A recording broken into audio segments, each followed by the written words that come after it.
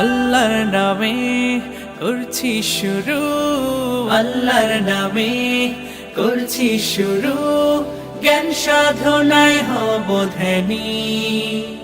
জানবো কোরআন হাদিস আমি, জানবো কোরআন হাদিস আমি, ইনশাআল্লাহ ইনশাআল্লাহ।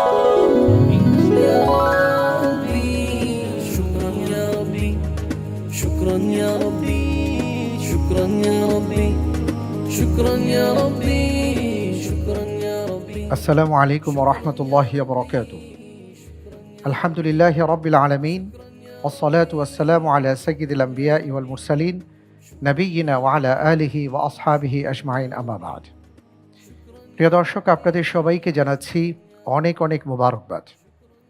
সেই সাথে আমন্ত্রণ জানাচ্ছি মাহে রমজানের এই বরকতময় সময়ে। আপনারা দেখছেন ইসলামিক জ্ঞানের মহা আয়োজন আকিজ আলোকিত জ্ঞানী 11তম আসর, powered by Akij plastics, Farm Fresh, Bakeman's, Akij feed. Co-sponsor Akis Fan, Umrah Partner Akis Air.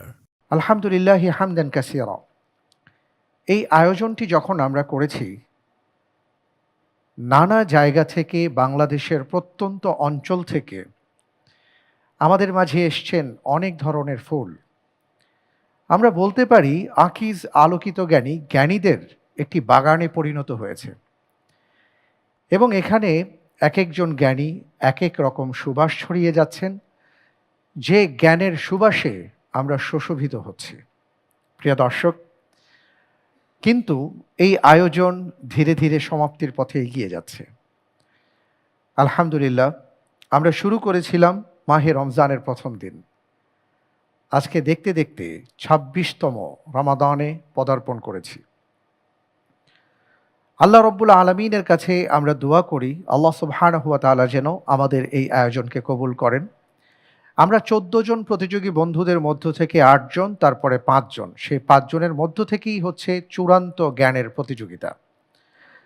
আমরা একদিন পর অর্থাৎ আগামী পরশু জানতে পারব কে হতে যাচ্ছেন আকিজ আলোকিত জ্ঞানী 11তম আসরের চ্যাম্পিয়ন। তার জন্য অপেক্ষা করতে হবে।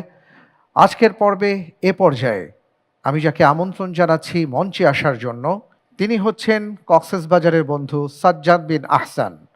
আসছেন ভাই সাজ্জাদ। আলোকিত জ্ঞানী আলোকিত জ্ঞানী আলোকিত। আসসালামু আলাইকুম রহমতুল্লাহি ওয়া বারাকাতুহু। ওয়ালাইকুম আসসালাম ওয়া রাহমাতুল্লাহি ওয়া বারাকাতুহু। কেমন আছেন ভাইয়া? আলহামদুলিল্লাহ, আপনি কেমন আপনাকে আছেন? আলহামদুলিল্লাহ, আমি খুবই ভালো আছি। আপনাকে অনেক অনেক মোবারকবাদ জানাচ্ছি। আল্লাহ তাআলার দরবারে শুকরিয়া, আপনাদের মতন এমন আলোকিত জ্ঞানীদেরকে নিয়ে আমরা কাজ করতে পারছি। মাশাআল্লাহ, তাবারাকাল্লাহ। প্রথমে এসছেন এবং প্রথম রাউন্ডে খুব ভালো করলেন, দ্বিতীয় রাউন্ডে চলে গেলেন, দ্বিতীয় রাউন্ড থেকে এবার তৃতীয় রাউন্ড অর্থাৎ ফাইনাল রাউন্ডে চলে আসছেন। অলরেডি আমরা সবাই জানি আপনারা যে ৫ জন এসছেন প্রত্যেকেই আলহামদুলিল্লাহ ওমরার টিকিট পেয়ে গেছেন। কেমন লাগছে আপনার?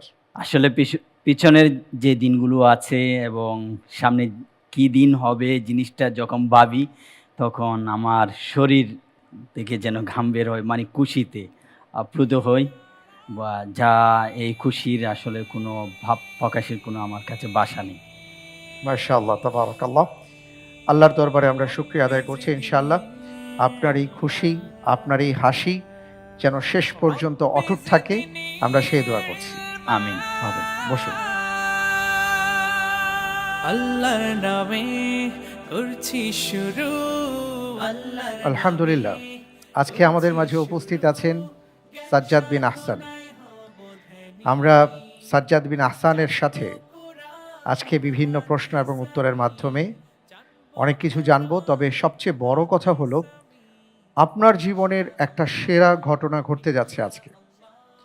অনেক কষ্ট করেছেন, অনেক পরিশ্রম করেছেন, এবং এ পর্যায়ে আসতে আপনার দীর্ঘ পরিশ্রমের ফল এবং ফসল আপনি পেতে যাচ্ছেন।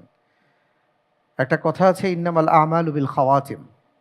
হাদিসের মধ্যে আমরা জানি আল্লাহর রসুল বলেছেন, শেষ যার ভালো হবে তার সবটুকুই ভালো হবে।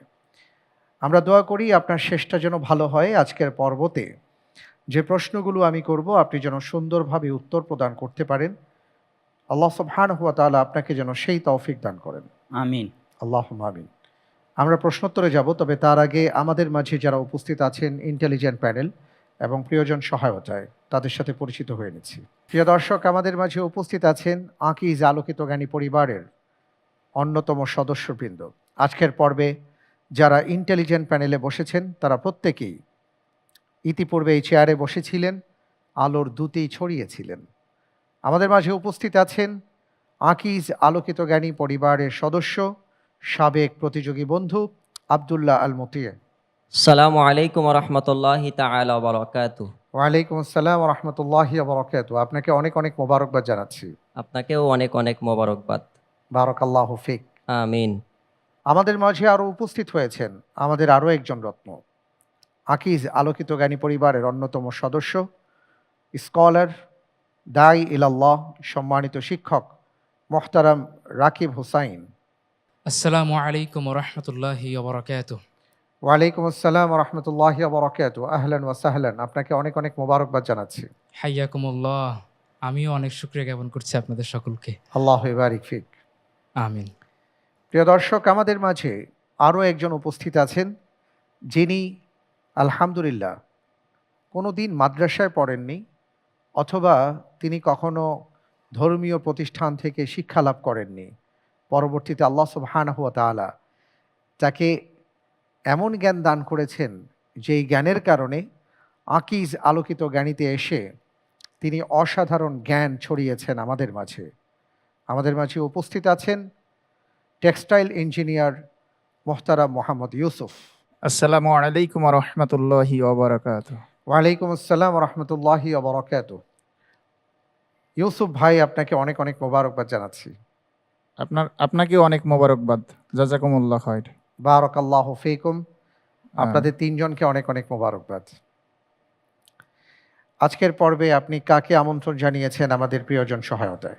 আমি প্রিয়জন হিসেবে নিয়ে এসেছি আব্দুল হাফিজ আরিফ ভাইকে, যিনি বর্তমানে একটি মসজিদে ইমামতি এবং সাথে একটা মাদ্রাসায় খেদমতে আছেন।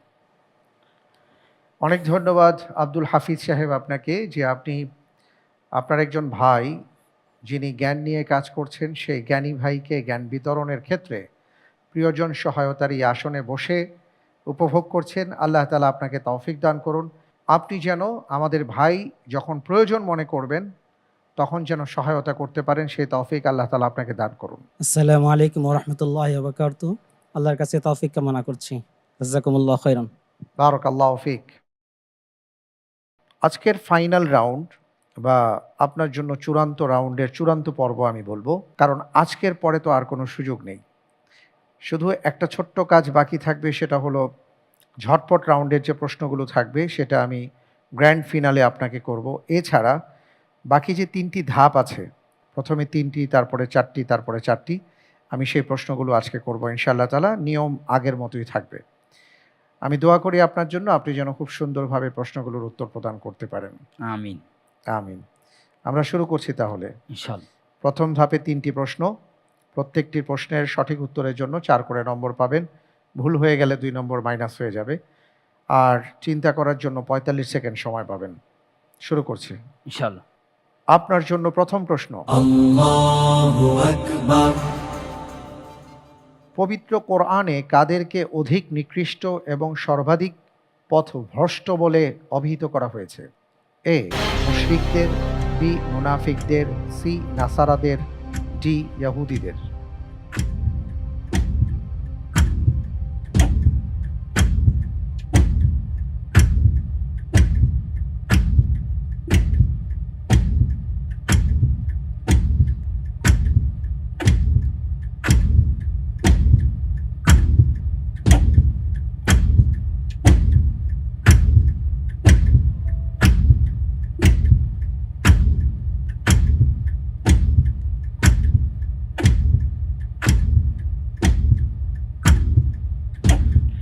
সময় ফুরিয়ে যাচ্ছে। আলহামদুলিল্লাহ, জি। আমি অপশন হিসেবে বেছে নিচ্ছি এ। ফ্রিজ করা হোক অপশন এ। আপনি একেবারে শেষ পর্যায়ে এসে অপশন এ কে বাছাই করেছেন। আপনি যে উত্তরটি দিয়েছেন আপনার উত্তরটি সঠিক হয়নি। আলহামদুলিল্লাহ আলা আলহামদুলিল্লাহ, সঠিক উত্তর ছিল অপশন ডি, ইহুদিদের। আল্লাহ সুবহানাহু ওয়া তাআলা কোরআনুল কারীমের মধ্যে বলেছেন, কুল হাল উনাব্বিউকুম বিশাররিম মিন যালিকা মাসুবাতান ইনদাল্লাহ মান লা'নাহুল্লাহ ওয়া গাদিবা আলাইহি ওয়া জাআলা মিনহুমুল কিরাদাতা ওয়াল খানাযির ওয়া আবাদাত তাগুত উলাইকা শাররুম মাকানান ওয়া আদাল্লু আন সাওয়াইস সাবিল।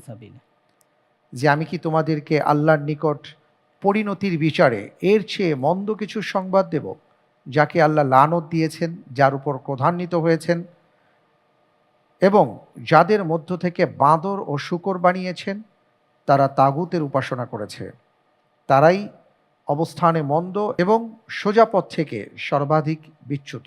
সূরা মাইদা আয়াত নম্বর 60। এখানে ইহুদিদের কথা উল্লেখ করা হয়েছে। কোনো সমস্যা নেই, আলহামদুলিল্লাহ। খুব চিন্তা ভাবনা করে উত্তর দেবেন, তবে সময়ের মধ্যে দিতে হবে। পরের প্রশ্নে যাচ্ছি ইনশাআল্লাহ। ইনশাআল্লাহ। আপনার জন্য দ্বিতীয় প্রশ্ন। ইমাম আবু হানিফা আমার উম্মতের প্রদীপ, এটি কোন প্রকৃতির হাদিস? এ জাল হাদিস, বি সহিহ হাদিস, সি দাইফ হাদিস, ডি মুরসাল হাদিস।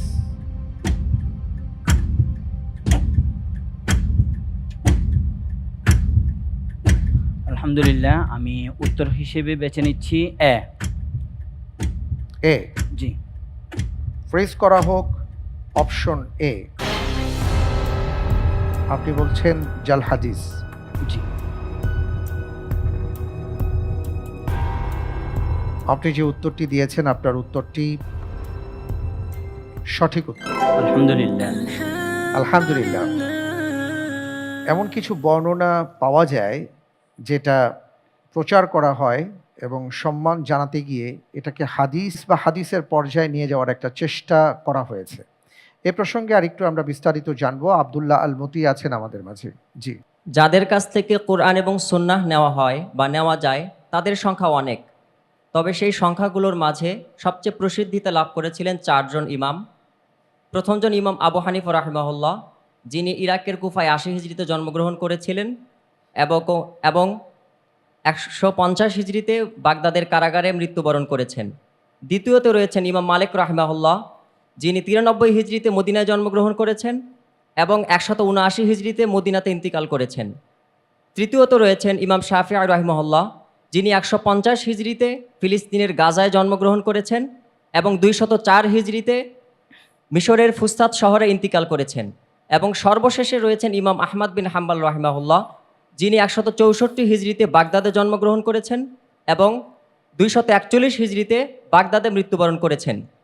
অন্যান্য ইমামদের পাশাপাশি বিশেষ করে এই 4 জন ইমামদের অনুসারীদের মধ্যে নাম না জানা কিছু অনুসারী বা না জানা কিছু অনুসারী যারা তাদের সম্মানের ক্ষেত্রে বাড়াবাড়ি করেছেন। যেমন ইমাম আবু হানিফা রাহিমাহুল্লাহর নামে রাসূল সাল্লাল্লাহু আলাইহি ওয়াসাল্লাম পর্যন্ত সানাদে অর্থাৎ সূত্রে তার নামে জাল করেছেন।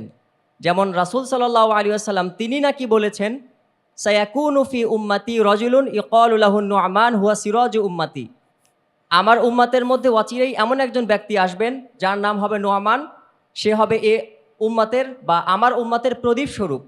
এখন সাধারণ মানুষ যারা জানে না তারা তো সুবহানাল্লাহ বলে উঠবেন, যদিও তিনি আমাদের মুসলিমদের জন্য নিয়ামত স্বরূপ, কিন্তু এ কথা রাসূল সাল্লাল্লাহু আলাইহি ওয়াসাল্লাম তার সম্পর্কে বলেননি। বিপরীতে অন্য মতের অনুসারীরা যারা জানে না তারা অপর ইমামকে ছোট করতে গিয়ে ইমাম শাফিঈ রাহিমাহুল্লাহ সম্পর্কে অনেক নিকৃষ্ট কথা বলেছেন, যে কথাটি আল্লামা খতিব বাগদাদি রাহিমাহুল্লাহ তার তারিখে বাগদাদে এবং অন্যান্য যারা ঐতিহাসিক রয়েছেন তারা লিখেছেন যে রাসূলুল্লাহ সাল্লাল্লাহু আলাইহি ওয়াসাল্লাম তিনি নাকি বলেছেন, ইয়াকুনু ফি উম্মতি রাজুলুন ইকালু লাহু মুহাম্মদ ইবনু ইদ্রিস হুয়া আদাররু আলা মিন ইবলিস আস্তাগফিরুল্লাহ। রাসূল সাল্লাল্লাহু আলাইহি ওয়াসাল্লাম তিনি নাকি বলছেন যে অচিরেই আমার উম্মতের মধ্যে এমন একজন ব্যক্তি আসবেন যার নাম হবে মুহাম্মদ বিন ইদ্রিস, সে ইবলিস থেকেও নিকৃষ্ট হবে। নাউযু বিল্লাহ, আস্তাগফিরুল্লাহ। আসলে কোরআন এবং সুন্নাহ সম্পর্কে যাদের জ্ঞান রয়েছে তারা কখনোই এমনটা করবে না। যার যা অবস্থান আমরা তাদের অবস্থানকে তাদের নিজ জায়গায় রাখবো ইনশাআল্লাহ। মহান রব্বুল আলামিন আমাদেরকে কোরআন এবং সুন্নাহর জ্ঞান অর্জন করে তার বাস্তব রূপরেখায় পদার্পণ করার তৌফিক দান করুন। আল্লাহুম্মা আমিন। আল্লাহুম্মা আমিন। অনেক অনেক ধন্যবাদ আপনাকে। প্রিয় দর্শক, আমরা আব্দুল্লাহ আল মতি ভাইয়ের কাছ থেকে যে তথ্যগুলো পেলাম, এই আলোকে আমরা একটা বিষয় বুঝতে পারছি যে অনেক সময় আমাদের বাড়াবাড়ি বা আমাদের অতিরিক্ত কোনো কাজ অথবা কাউকে হেয় বা ছোট করতে গিয়ে আমরা এমন সব কাজ করে বসি, কিয়ামতের ময়দানে যদি আমাদেরকে জিজ্ঞেস করা হয় এগুলো তুমি কার জন্য করেছো, তার উত্তর আমরা দিতে পারবো না। আমরা অনেক সময় অনেক অপরাধ করি, যা মনে করি সওয়াবের, অনেক সময় মনে করি এতে কল্যাণ আছে। অপরাধ করছি, কিন্তু সেই অপরাধের ক্ষেত্রে আমরা মনে করি আল্লাহ সন্তুষ্ট হবেন। নাউজুবিল্লাহি মিন যালিক। আসলে এই সকল ক্ষেত্রে শয়তান আমাদেরকে প্রচণ্ডভাবে প্রভাবিত করে। আমাদের সামনে এমন একটি পর্দা ফেলে দেয়, আমি যে ওই কাজ করার আগে নিজেকে জিজ্ঞেস করব, এতে কি আল্লাহ তাআলা সন্তুষ্ট হবেন? এই প্রশ্নটা করার পর্যন্ত আমরা সুযোগ পাই না। তাই আসুন আমরা যে কারো ক্ষেত্রে যেটা সঠিক তথ্য, সেই তথ্যটাকে আমরা গ্রহণ করি।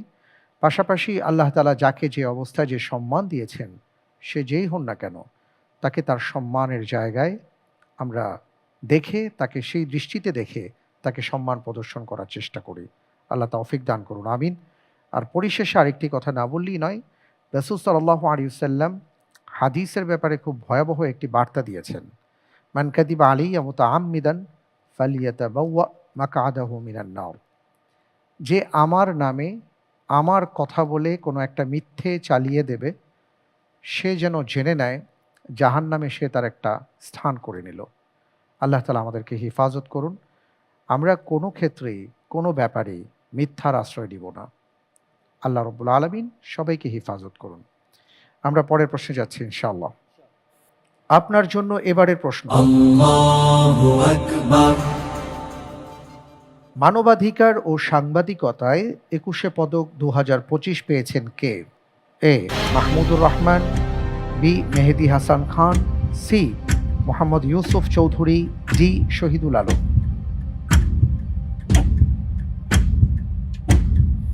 আলহামদুলিল্লাহ, আমি অপশন হিসেবে বেছে নিচ্ছি মাহমুদুর রহমান। মাহমুদুর রহমান ফ্রেজ করে দিব। ইনশাআল্লাহ। ফ্রেজ করা হোক অপশন এ মাহমুদুর রহমান।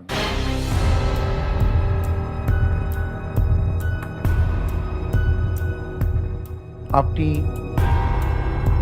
যে উত্তরটি দিয়েছেন, মানবাধিকার ও সাংবাদিকতায় ২১শে পদক ২০২৫ পেয়েছেন মাহমুদুর রহমান, আপনার উত্তরটি সঠিক উত্তর। আলহামদুলিল্লাহ। একজন বাংলাদেশি প্রকৌশলী, সাংবাদিক এবং শুধু সাংবাদিক নন, সাহসী সাংবাদিক মাহমুদুর রহমান ১৯৫৩ সালের ৬ জুলাই কুমিল্লায় জন্মগ্রহণ করেন। ১৯৭৭ সালে তিনি বাংলাদেশ প্রকৌশল বিশ্ববিদ্যালয় থেকে কেমিক্যাল ইঞ্জিনিয়ারিংয়ে অনার্স সম্পন্ন করেন। এরপর ১৯৮৮-তে ঢাকা বিশ্ববিদ্যালয়ের ব্যবসায় প্রশাসন ইনস্টিটিউট থেকে ব্যবসা প্রশাসনের উপর MBA করেন। ২০০৮ সাল থেকে মাহমুদুর রহমান আমার দেশ পত্রিকার সম্পাদকের দায়িত্ব পালন করে আসছেন। তিনি ২০১৯ সালে the political story of Muslim Bengal নামে শাহী বাংলার রাজনৈতিক ইতিহাসের উপর একটি গ্রন্থ রচনা করেন। মাহমুদুর রহমান সাংবাদিকতা ও মানবাধিকারে অনবদ্য অবদানের জন্য ২১শে পদক ২০২৫ সালের জন্য মনোনীত হয়েছেন। আমরা অভিনন্দন জানাই এবং সেই সাথে এটাও আমরা জানি তিনি একজন মজলুম সাহসী সাংবাদিক। আলহামদুলিল্লাহ, এরই সাথে আমাদের প্রথম ধাপ শেষ হয়ে গেছে। আমরা দ্বিতীয় ধাপে চলে এলাম। দ্বিতীয় ধাপটি প্রথম ধাপের চাইতে আপনার জন্য গুরুত্বপূর্ণ, আপনি ভালো করেই জানেন। 7 করে নম্বর পাবেন, ভুল হয়ে গেলে 3.5 নম্বর মাইনাস হয়ে যাবে। দুটো লাইফলাইন আপনার জন্য ওপেন করা হয়েছে, 50-50 চান্স, প্রিয়জন সহায়তা। লাইফলাইনের সহায়তা নিয়ে সঠিকভাবে উত্তর দিতে পারলে 5 করে নম্বর পাবেন। শুরু করছি ইনশাআল্লাহ। আপনার জন্য এবারের প্রশ্ন, তীব্র শীতের সময় ঐতিহাসিক কোন যুদ্ধ সংঘটিত হয়েছিল? এ হুনাইনের যুদ্ধ, বি তাবুকের যুদ্ধ, সি খন্দকের যুদ্ধ, ডি মুতার যুদ্ধ। আলহামদুলিল্লাহ, আমি অপশন হিসেবে বেছে নিচ্ছি খন্দকের যুদ্ধ, সি, অপশন সি। লক করে দিব। জি। ফ্রিজ করা হোক অপশন সি খন্দকের যুদ্ধ। আপনি বলছেন যে খন্দকের যুদ্ধ তীব্র শীতের সময় হয়েছিল। আপনি যে উত্তরটি দিয়েছেন আপনার উত্তরটি সঠিক উত্তর। আলহামদুলিল্লাহ। মাশাআল্লাহ তাবারাকাল্লাহ। 5 হিজরির শাওয়াল মাসে তীব্র শীতের সময় খন্দকের যুদ্ধ হয় এবং এই যুদ্ধে মক্কার কোরাইশ, মদিনার ইয়াহুদি, বেদুইন ও পত্তলিকেরা মিলে মুসলমানদের বিরুদ্ধে নেমেছিল। খন্দক মানে পরিখা বা গর্ত। এই যুদ্ধে অনেক পরিখা খনন করা হয়েছিল বলে এটাকে খন্দকের যুদ্ধ বলা হয়। নবীজি সাল্লাল্লাহু আলাইহি ওয়াসাল্লাম মদিনায় আসার আগে বনু নাজির ও বনু কুরাইজা নামের সেখানে দুটি বড় ইহুদি গোষ্ঠী বাস করত। তাদের প্ররোচনায় কোরাইশ ও অন্য গোত্রগুলো মদিনার মুসলমানদের সঙ্গে যুদ্ধের প্রস্তুতি নেয়। খন্দকের যুদ্ধ ছিল মদিনার উপরে গোটা আরব গোত্রগুলোর এক সর্বাত্মক হামলা। এ যুদ্ধে শত্রুদের সৈন্য সংখ্যা ছিল 10,000 এবং এই সংখ্যা ছিল মদিনার মোট জনসংখ্যার চাইতে বেশি। আর মুসলিম বাহিনীতে মাত্র 3,000 সৈন্য ছিলেন। তবে তাদের অভিনব যুদ্ধ কৌশল ছিল শত্রুদের অজানা। সে কৌশলের মুখে তারা হতাশ এবং পদর্যুস্ত হয়ে পালিয়ে যেতে বাধ্য হয়। পরের প্রশ্নে যাচ্ছি ইনশাআল্লাহ। আপনার জন্য এবারের প্রশ্ন। প্রথম ফ্লাইং মেশিন বা বিমান উড়ানোর ধারণা দেন কোন মুসলিম বিজ্ঞানী? এ আজ-জাহরাবি, বি আব্বাস ইবনে ফিরনাস, সি আল ইদরিসি, জি আল হাইসাম। আলহামদুলিল্লাহ, আমি অপশন হিসেবে বেছে নিচ্ছি বি, আব্বাস ইবনে ফিরনাস। আব্বাস ইবনে ফিরনাস জি। ফ্রিজ করে দিব। জি। লক করা হোক অপশন বি, আব্বাস ইবনে ফিরনাস। আপনি বলছেন বিমান ওড়ানোর ধারণা আব্বাস ইবনে ফিরনাস দিয়েছেন। আপনি যে উত্তরটি দিয়েছেন আপনার উত্তরটি সঠিক উত্তর। আলহামদুলিল্লাহ। শুধু তাই নয়, ইবনে ফিরনাস প্রথম মানব বহনকারী গ্লাইডার তৈরি করেছিলেন এবং দুটি সফল উড়ানোর চেষ্টাও করেছিলেন। চাঁদে ইবনে ফিরনাস গহ্বরটি ইবনে ফিরনাসের নামে নামকরণ করা হয়েছে। সুবহানাল্লাহ। এটা আমরা হয়তো অনেকেই জানি না। এবং তিনি আল মাকাতা নামক জলঘড়ির নকশাও তৈরি করেছিলেন। জ্যোতির্বিজ্ঞানের জন্য তিনি প্ল্যানেস্ফিয়ার নামক যন্ত্র ও পাঠের উপযোগী লেন্স প্রস্তুত করেন। এইভাবে অনেক কিছুই তিনি আবিষ্কার করেছেন। আসলে আমরা আমাদের মুসলিম মনীষীদের ব্যাপারে অনেকেই জানি না যে আমাদের একটা সোনালী ইতিহাস আছে। আমাদের আবিষ্কার এবং সায়েন্সের ক্ষেত্রে তাদের অবদান এটা আমরা অনেকে বলতে পারি না। আমরা মনে করি সব ইউরোপ আর আমেরিকা থেকে এসছে। আলহামদুলিল্লাহ, আমরা পরের প্রশ্নে যাব, তবে তার আগে একটি ছবি দেখব, এরপরে আমি প্রশ্নটি করব ইনশাআল্লাহ। ইনশাআল্লাহ।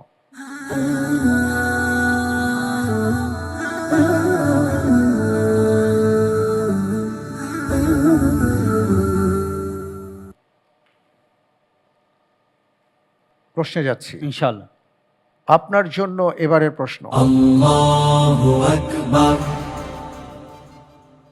ক্যালিগ্রাফিতে যে হাদিসটি দেখতে পেয়েছি সেই হাদিসটির বর্ণনাকারী কোন সাহাবী?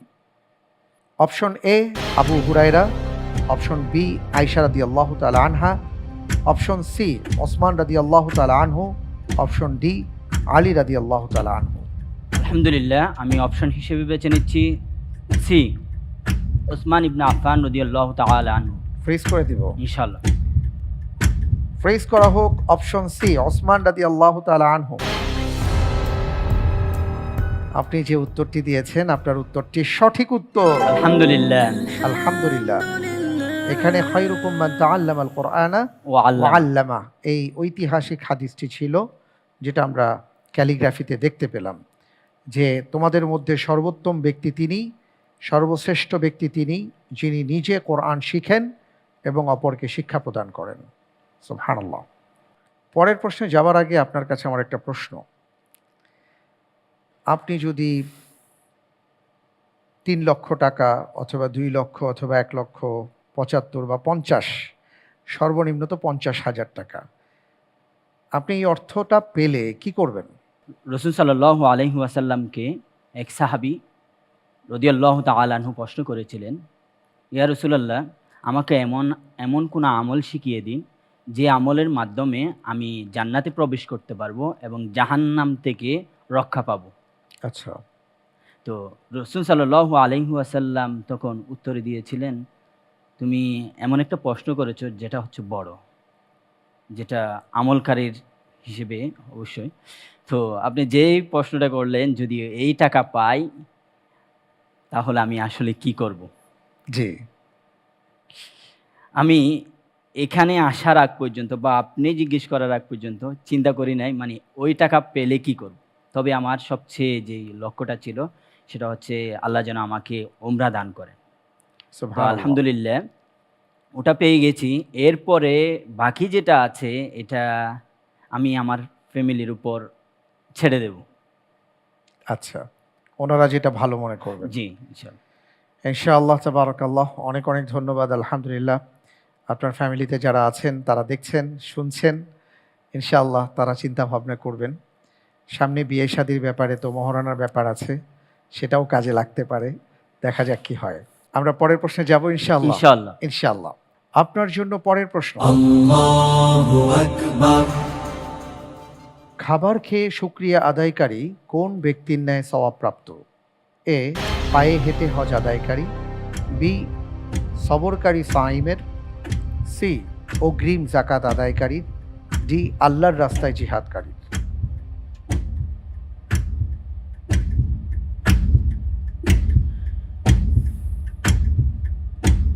আলহামদুলিল্লাহ আমি অপশন হিসেবে বেছে নিচ্ছি বি, সবরকারী সাইমের মতো। বি, ফ্রিজ করে দিব। ইনশাআল্লাহ। লক করা হোক অপশন বি, সবরকারী সাইমের মতন, অর্থাৎ রোজাদারের মতো। আপনি যে উত্তরটি দিয়েছেন, আপনার উত্তরটি সঠিক উত্তর। আলহামদুলিল্লাহ। রাসূল সাল্লাল্লাহু আলাইহি ওয়াসাল্লাম বলেছেন, আবু হুরায়রা রাদিয়াল্লাহু তাআলা আনহু থেকে বর্ণিত, যে খাবার খেয়ে কেউ যদি শুকরিয়া আদায় করে তার অবস্থাটা হলো যে খুব কষ্ট করে রোজা রেখেছে, ধৈর্য ধারণ করেছে, তিনি যে সওয়াব পাবেন আল্লাহ তাআলা তাকে সমসওয়াব দান করবেন। সুবহানাল্লাহ। আমরা অনেক সময় খাবার খেয়ে উঠে যাই কিন্তু আলহামদুলিল্লাহ বলি না। জি। আমাদের উচিত প্রতিটা কাজে, প্রতিটা ক্ষেত্রে, প্রতিটা পদক্ষেপে আল্লাহ তাআলার নাম স্মরণ করা। আল্লাহ রাব্বুল আলামিন তৌফিক দান করুন। আমিন। আলহামদুলিল্লাহ, এরই সাথে আমরা দ্বিতীয় ধাপ শেষ করে ফেললাম। এবার তৃতীয় ধাপ আপনার সামনে। খুবই গুরুত্বপূর্ণ ধাপ, খুবই গুরুত্বপূর্ণ, কারণ প্রত্যেকটি প্রশ্নের সঠিক উত্তরের জন্য 12 নম্বর পাবেন। ভুল হয়ে গেলে 6 নম্বর আপনার অর্জিত নম্বর থেকে কাটা যাবে। সুতরাং খুব ভেবেচিন্তে প্রশ্নগুলোর উত্তর দেবেন, কারণ এই 4টি প্রশ্নই বলতে গেলে শেষ প্রশ্ন। কারণ এরপরে যে ঝটপট রাউন্ডের প্রশ্ন আছে সেটা সাকুল্যে একটা প্রশ্নের সমান, তাই না? জি সেটা ইনশাল্লাহ গ্র্যান্ড ফিনালে আমি আপনাকে করব। তো আমি এখন শুরু করছি। জি দুটো ইনশাআল্লাহ। লাইফলাইন আপনি পাচ্ছেন, ইন্টেলিজেন্ট প্যানেলের সহায়তা এবং লাইফলাইন তাকদির, ইনশাআল্লাহ। ইনশাআল্লাহ। আপনার জন্য এবারের প্রশ্ন, সূরা আনআমে কোন বিষয়কে স্পষ্ট সফলতা বলা হয়েছে? এ, ঈমানের সাথে ইন্তেকাল, বি, হালাল উপার্জনে অল্প তুষ্টি, সি, বরকতময় জীবন এবং সহজ জীবন, ডি, কিয়ামত দিবসে শাস্তি মওকুফ। আমি ইন্টেলিজেন্ট প্যানেলের সহযোগিতা চাচ্ছি। আচ্ছা, ইন্টেলিজেন্ট প্যানেলের সহায়তা দেয়া হোক।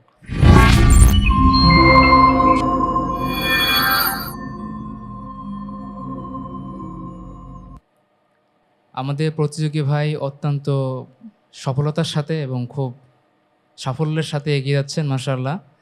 এই প্রশ্নের উত্তর অনেক গুরুত্বপূর্ণ এবং বেশ জটিলও বটে। আমরা সহজ করার জন্য আপনাকে একটা ক্লু দিচ্ছি। রাসূলুল্লাহ সাল্লাল্লাহু আলাইহি ওয়াসাল্লামের অনেকগুলো স্ত্রী ছিলেন, তার ভিতরে হাফসা বিনতে ওমর রাদিয়াল্লাহু আনহা এর ক্রম যেটা হবে সেটার সাথে উত্তরের ক্রমের মিল আছে। আপনি চিন্তা করলে আশা করি বুঝতে পারবেন। জি,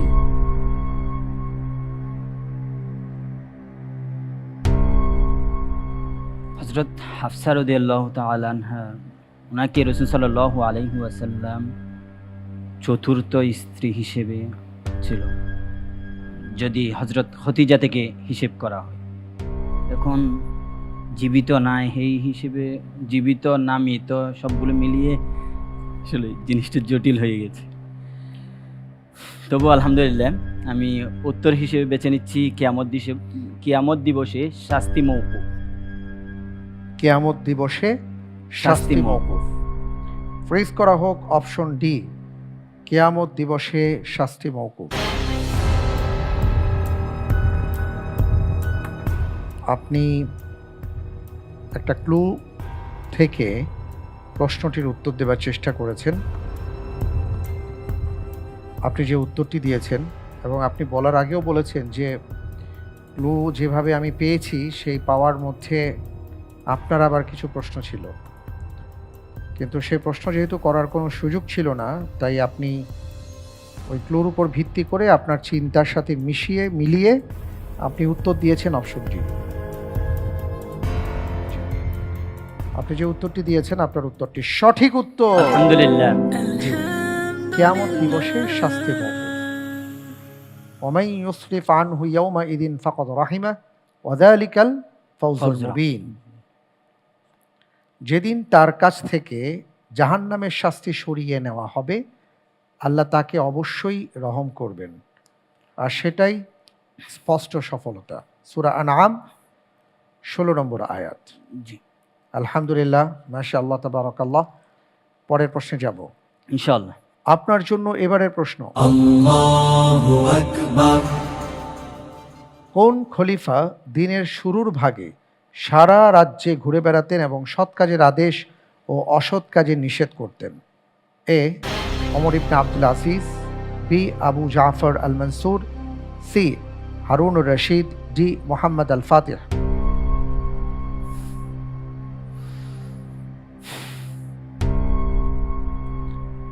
আপনার এই রহস্যময় হাসি আমি বুঝতে পারছি না, এটা কি আনন্দে হাসছেন? না, আসলে প্রশ্নটা এক ধরনের জটিল মনে হচ্ছে। তাই? জি, তবু আলহামদুলিল্লাহ আমি অপশন হিসেবে বেছে নিচ্ছি C Harunur Rashid. Option C Harunur Rashid. জি। ফ্রিজ করে দিব। লক করা হোক অপশন সি হারুনুর রশিদ। আপনি কি ভেবে চিনতে জেনে বুঝে উত্তর দিয়েছেন? আসলে কখন পড়ছিলাম মনে নেই, মানে হযরত হারুনুর রশিদ রহিমাহুল্লাহ তাআলা উনি দিনের শুরুর ভাগে ঘুরতে বের হতেন এবং দেখতেন, বাহলুলের সাথে বিভিন্ন আলোচনা করতেন। তো এখান থেকেই দেওয়া, আর বাকিদের বিষয়ে এরকম কিছু আমার চোখে আসে নাই। তো আচ্ছা, এর মধ্যে আবার হযরত ওমর ইবনে আব্দুল আজিজ রহিমাহুল্লাহ তাআলা উনি হতে পারেন, কিন্তু তবু আমি আল্লাহ বর্ষা হযরত হারুনুর রশিদ রহিমাহুল্লাহ তাআলার নাম প্রেস করি। ঠিক আছে। আপনি যে উত্তরটি দিয়েছেন আপনার উত্তরটি সঠিক হয়নি। সঠিক উত্তর হচ্ছে অপশন বি আবু জাফর আল মনসুর। আবু জাফর আবদুল্লাহ ইবনে মোহাম্মদ আল মনসুর দ্বিতীয় আব্বাসীয় খলিফা 136 হিজরি থেকে 158 হিজরি পর্যন্ত তিনি খলিফার পদে আসীন ছিলেন। এ প্রসঙ্গে আরেকটু গুরুত্বপূর্ণ আমরা কিছু তথ্য শুনব। আমাদের মাঝে আছেন মোহাম্মদ ইউসুফ। খলিফা আবু জাফর আল মানসুর তিনি ছিলেন আব্বাসীয় খিলাফতের দ্বিতীয় খলিফা। তার মূল নাম ছিল আবু জাফর আবদুল্লাহ ইবনে মুহাম্মদ আল মনসুর। তার পিতা মুহাম্মদ ছিল মুহাম্মদ সাল্লাল্লাহু আলাইহি সাল্লামের আপন চাচা হযরত আব্বাস রাদিয়াল্লাহু তাআলা আনহুর প্রপৌত্র। তিনি 95 হিজরি তথা 714 সালে আব্বাসীয় পরিবারে জন্মগ্রহণ করেন। তিনার খেলাফতকাল ছিল 136 থেকে 158 হিজরি, অর্থাৎ 754 থেকে 775 খ্রিস্টাব্দ পর্যন্ত মোট 22 বছর। এই খেলাফতকালে 762 হিজরিতে তিনি মদিনাতুস সালাম বাগদাদে প্রতিষ্ঠা করেন এবং রাজধানীতে স্থানান্তরিত করেন। হজ যাত্রাকালে 775 খ্রিস্টাব্দের 7ই অক্টোবর হজ যাত্রা পথে তার মৃত্যু হয়। অনেক অনেক ধন্যবাদ আপনাকে, জাযাকাল্লাহ খায়ের। কোনো সমস্যা নেই, আলহামদুলিল্লাহ, ঠান্ডা মাথায় উত্তর দেবেন। আমরা পরের প্রশ্নে যাব, তবে তার আগে একটি ভিডিও দেখব, এরপর আমি আপনাকে প্রশ্নটি করব ইনশাআল্লাহ। আপনি যখন সলেহীন মুত্তাকিনের রাস্তার পথিক হবেন, তখন আপনি সততা ও সত্যের সাথে চলে একজন সত্য মানুষে পরিণত হবেন।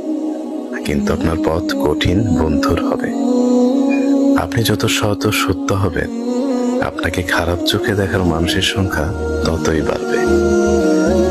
সকলের চোখে ভালো থাকার ধান্দা আর সময় ও সুযোগ মতো পাল্টি খাওয়ার মানসিকতায় মুক্ত থাকবেন।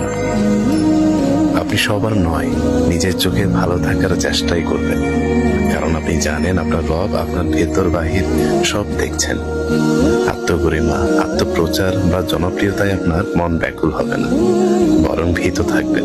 সুতরাং আপনি যোগ্যতা থাকা সত্ত্বেও নিজের সাফাই গাওয়া থেকে বিরত থাকবেন। আপনার কঠিন কষ্টের পথ চলায় বিপদ আপদ লেগে থাকবে, আর সেসব মোকাবেলা করেই আপনার ব্যস্ত সময় যাবে। আপনার আল্লাহ ভীতি আপনাকে মনে করিয়ে দেবে, দুনিয়া প্রাপ্তি যত বেশি, পরকালীন হিসাব ততটাই কঠিন। আর ভোগ বিলাস ও নফসের তৃপ্তি যত কম, পরকালীন হিসাব ততই সহজ হতে পারে।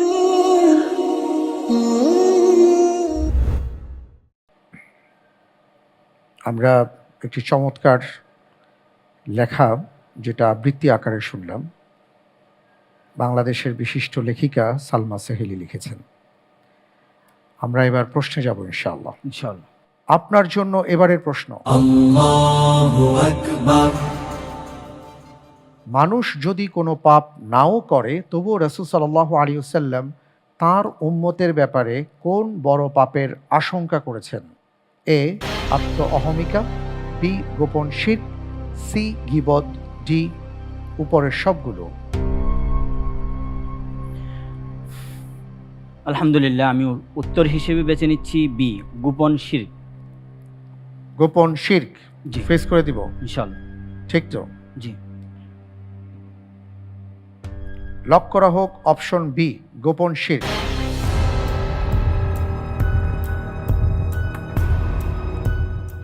আপনি যে উত্তরটি দিয়েছেন, আপনি বলেছেন গোপন শিরক। আপনার উত্তরটি সঠিক হয় না। সঠিক উত্তর হলো অপশন এ, আত্ম অহমিকা। আল্লাহ রসুল সাল্লাল্লাহু আলাইহি ওয়াসাল্লাম বলেছেন, লাউলাম তুযনিবু লাখাশিতু আলাইকুম মা হুয়া আকবারু মিনহুল উজব। অর্থাৎ যদি তোমরা পাপ নাও করো, তাও আমি তোমাদের কাছ থেকে যে বিষয়টির ব্যাপারে আশঙ্কা করছি, অর্থাৎ বড় পাপের ব্যাপারে আশঙ্কা করছি, তা হলো আত্ম অহমিকা। আমরা অনেক সময় দেখি যে আমাদের সমাজে আমরা অনেকেই আছি যে আমরা খুব ইবাদত গুজার, কিন্তু এই ইবাদত গুজার তিনি তার ইবাদত নিয়ে ভেতরে ভেতরে তার ভেতরে একটা অহমিকা কাজ করে, তিনি উপলব্ধি করতে পারেন না। আমাদের মধ্যে অনেকে জ্ঞানী আছেন, তার জ্ঞান তার ভেতরে অহমিকা তৈরি করে, সে বুঝতে পারে না। রাসূল সাল্লাল্লাহু আলাইহি ওয়াসাল্লাম এই ব্যাপারে এই জন্য বলেছেন যে এটাকে আমি সবচেয়ে বেশি ভয় করি, তোমার ভেতরে যেন অহমিকা প্রবেশ না করে, তৈরি না হয়। আলহামদুলিল্লাহ, আজকে এখানে আসার কারণে একটা হাদিস নতুনভাবে জানতে পারলাম। আল্লাহু তো আকবার। রাসূল সাল্লাল্লাহু আলাইহি ওয়াসাল্লাম নিজ উম্মতের মধ্যে যে সমস্ত জিনিসের বই করেছেন, এর মধ্যে হচ্ছে যে কি আইম্মাই মুদাল্লিন, এছাড়া হচ্ছে যে কি লোভ লালসা, এছাড়া আরো অনেক আছে, কিন্তু আত্ম অহমিকার বিষয়ে হাদিসটা মনে হচ্ছে আজকেই প্রথম শুনলাম। সুবহানাল্লাহি ওয়া বিহামদিহি। তার মানে আমাদের আসলে জানার পরিধিটা আমরা মনে করি অনেক হতে পারে, কিন্তু এটা একটা জায়গায় গিয়ে আমরা বলতে বাধ্য হই সীমিত। দুনিয়াবি জ্ঞানের ক্ষেত্রে আইনস্টাইনকে যখন প্রশ্ন করা হয়েছিল যে কতটুকু আপনারা আবিষ্কার করেছেন, জেনেছেন, সে বলেছে যে এটা হিসাব করা যাবে না, এটা শতভাগের এক ভাগেরও এক ভাগ বলা যাচ্ছে না। তো এটাই হলো বাস্তবতা। হযরত খিজির আলাইহিস সালাতু ওয়াস সালাম মুসা আলাইহিস সালাতু ওয়াস সালামকে বলছিল সফরে, যখন নৌকার মধ্যে একটা কাক পানি খাচ্ছিল, বলছিল যে কি ওই পানি টুটে যতটুকু পরিমাণ আছে, আল্লাহ তাআলার সব বিদ্যার থেকে এক ফোঁটা পানি পরিমাণও আমাদের পুরো পৃথিবীতে নেই। সুবহানাল্লাহি ওয়া বিহামদিহি। ওটাই হলো বিষয়। যাক, আলহামদুলিল্লাহ, আপনার একটা প্রশ্নের উত্তর আপনি জানলেন, এটার অনেক মূল্য দিয়ে। বারাকাল্লাহু ফিক। আমরা পরের প্রশ্নে যাব ইনশাআল্লাহ। ইনশাআল্লাহ। ইনশাআল্লাহ। আপনার জন্য এবারের প্রশ্ন, মদিনার মুনাফিক নেতা আব্দুল্লাহ ইবনে উবাই ইবনে সালুলের পুত্র আব্দুল্লাহ রাদিয়াল্লাহু তাআলা আনহুর প্রকৃত নাম কি ছিল? এ হুবাব, বি আসরাম, সি ইয়াহুদা, ডি আসাদ। হায় আল্লাহ।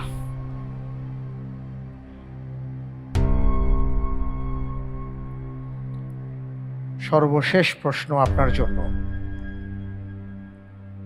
আমার মনে হচ্ছে হুবাব এবং আসওয়াদ যে কোনো একটা হতে পারে, আচ্ছা, কিন্তু কোনটা হবে 50-50 চান্স এখানেই থাকলে ভালো হতো। তাই না? তো 50-50 চান্সে যদি মনে করেন হুবাব এবং আসিয়াত যদি থাকতো, দুটো যদি থাকতো, তাহলে আপনি কি করতেন? আপনি বলছেন এ এবং ডি এর মধ্যেই কোনো একটা নাম আছে। আপনার সামনে লাইফলাইন আছে, চাইলে আপনি লাইফলাইন ব্যবহার করতে পারেন। লাইফলাইন তাকদির। চলো লাইফলাইন তাকদীর নিয়ে নি। লাইফলাইন না থাকলে আপনি কোন অপশনটি বাছাই করতেন? আসরাম। আচ্ছা, মাশাআল্লাহ, সঠিক উত্তর ছিল হুবাব। রাসূল সাল্লাল্লাহু আলাইহি ওয়াসাল্লাম মদিনায় হিজরতের পরপরই তিনি ইসলাম গ্রহণ করেন। তখন রাসূল সাল্লাল্লাহু আলাইহি ওয়াসাল্লাম তার নাম পরিবর্তন করে রাখেন আব্দুল্লাহ। তার প্রথম নামই তার বাবার উপনাম ছিল আবু হুবাব। তিনি বদরসহ সকল যুদ্ধেই অংশগ্রহণ নিয়েছিলেন। ইয়ামামার যুদ্ধে তিনি শহীদ হয়েছিলেন। লাইফলাইন তাকদীর দেয়া হোক। জি,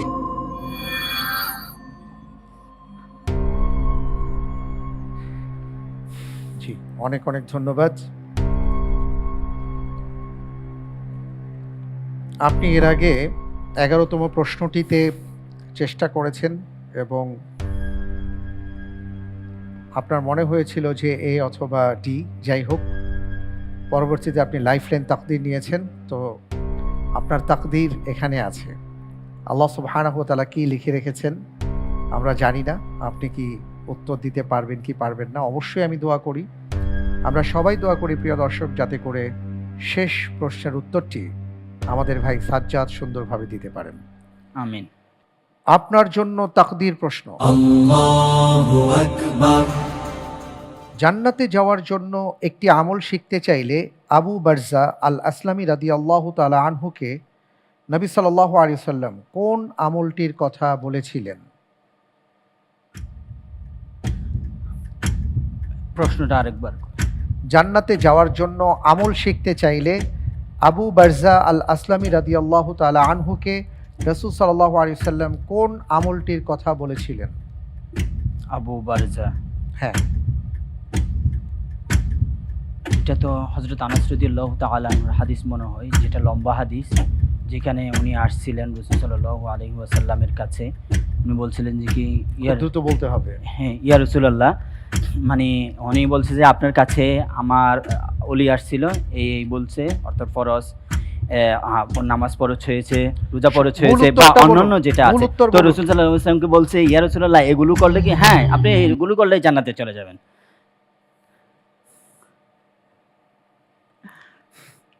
আচ্ছা,